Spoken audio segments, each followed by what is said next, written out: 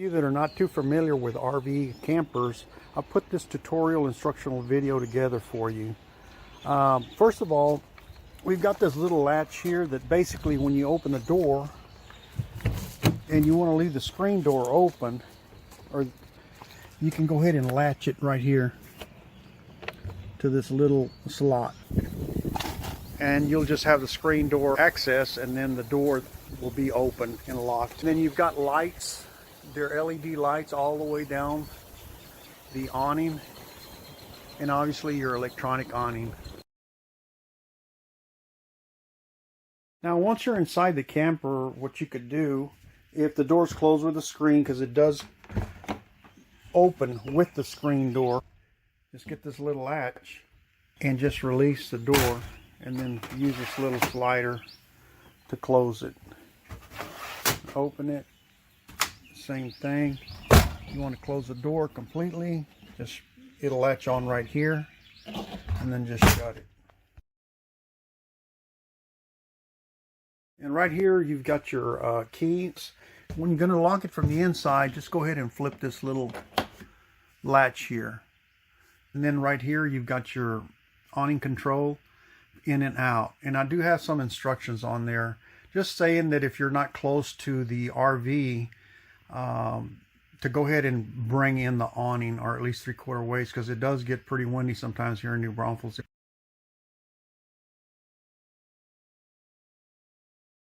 Here we've got monitoring system with campgrounds that don't have sewage hookups at all, but you do obviously have your water and electricity. Your water from your sink and shower basically go to the gray tank. So to monitor the gray tank, all you have to do is push this button here, and obviously it's empty now.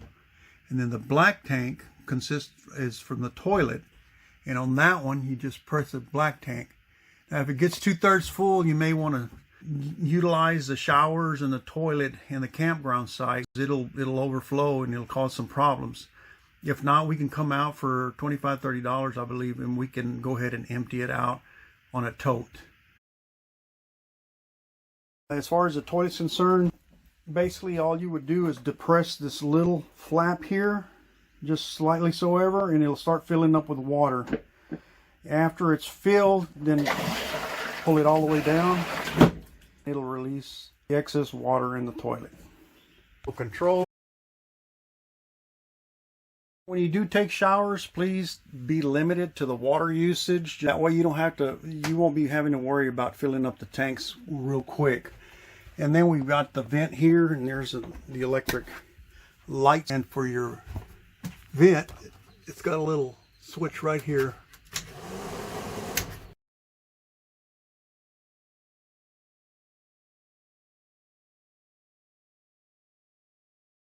Your sewage valves.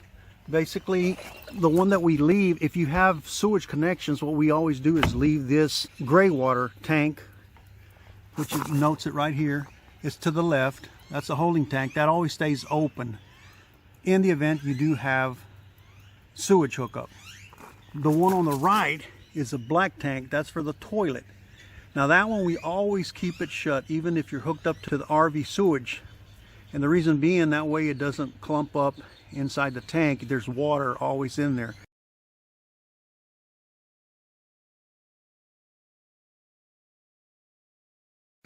Once you release it, the fluids come out of the black tank, then close it back up, go back inside, and depress all the way down the toilet for at least 30 seconds so it'll fill up with a little bit of water. Here you got your GFI plug. If for some reason the plug gets moisture in it, all you have to do is just reset it, push it in and reset it, maybe blow in it. It's got a little bit of moisture. Then I've got some instructions here just to give you a little reminder of what's going on. Typically what we do, have everything ready to go, so you don't have to mess with any of these switches here.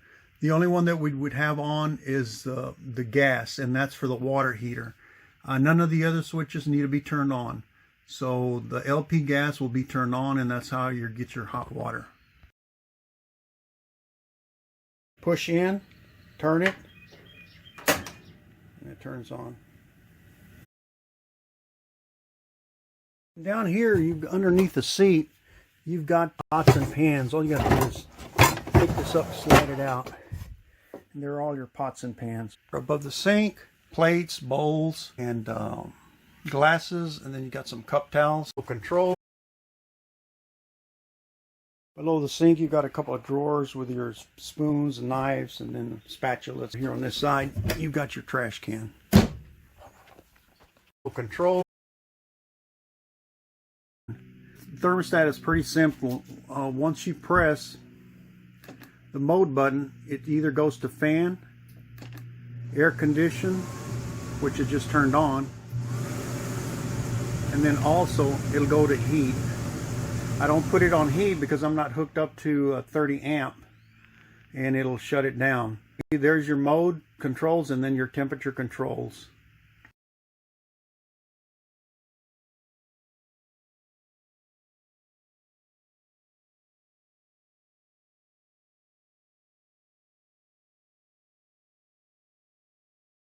Here we've got a DVD player, radio AM, FM, and it's also Bluetooth.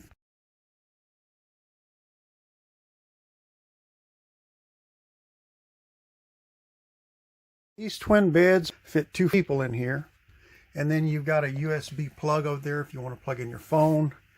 And then the light switch is basically all you have to do is depress this little button here.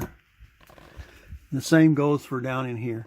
And then over there you got a 110 plug. So you got 2 pretty good sized bunk beds. You can sleep 4 people between the both of them. And then back here you've got your queen bed. And then you've got some cabinet space here. The same goes on the other side. And it does have a light switch over here if you want some decor. Basically what it does, it turns on this blue light. And we also have another smart TV here. And there's your remote.